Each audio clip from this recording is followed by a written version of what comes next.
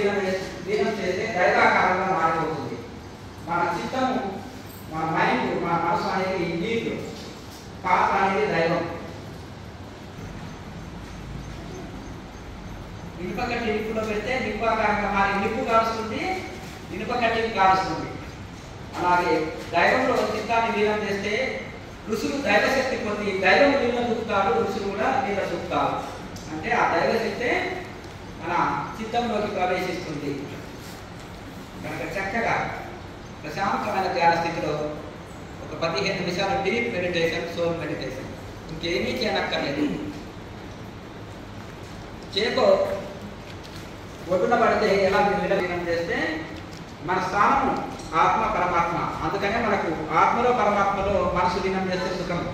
రాత్రి పూట కాసేపు మనసు కొంత లీనమయ్యే వరకే ఎంతో సుఖంగా నిద్రపోతాం. కానీ అది జడంలో ఉంటుంది. కానీ దాని చేతనావస్థలో మనకు జాగ్రత్తలో మెరుపులాగా దైవంలో లీనం చేయాలి.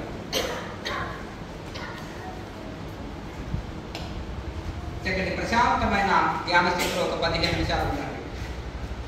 శరీరాన్ని మనిషి, ప్రపంచాన్ని మనిషి, మనసుని దైవంలో లీనం చేసి దైవాకారంగా మారి తన్మయత్వ స్థితిలో, పారవశ్య స్థితిలో ఉండాలి.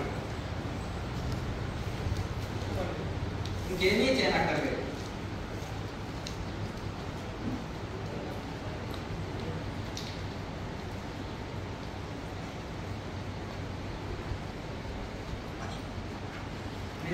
ఓం అన్నప్పుడు మాత్రమే కళ్ళు తెరవాలి. అప్పటి వరకు చక్కటి ధ్యాన స్థితిలో ఉండాలి.